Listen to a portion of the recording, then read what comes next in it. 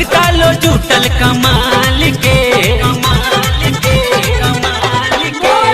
जब घर नगरिया में भीड़ लगल बा भगता लो जुटल कमाल के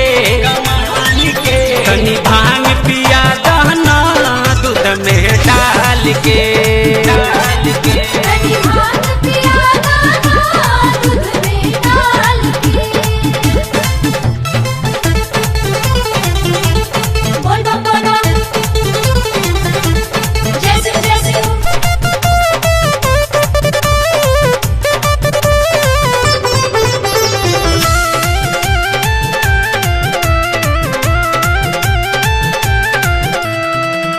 न माना हो खोता देरी जल्दी तू चिलम बनाई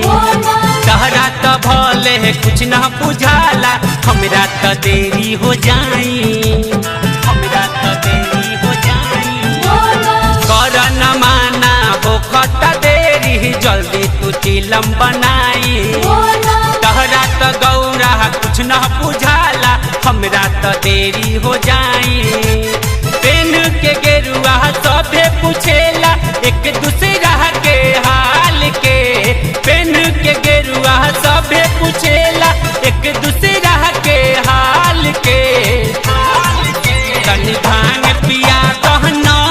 दूध में डाल के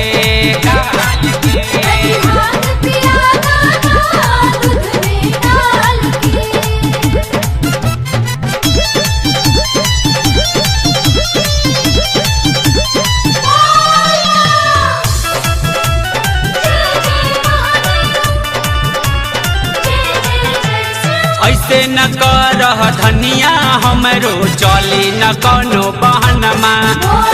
जबले न पीहिले भंगिया रनिया लागेला न मोरा मनमा ऐसे न करह धनिया हमरो चली न कोनो बहनमा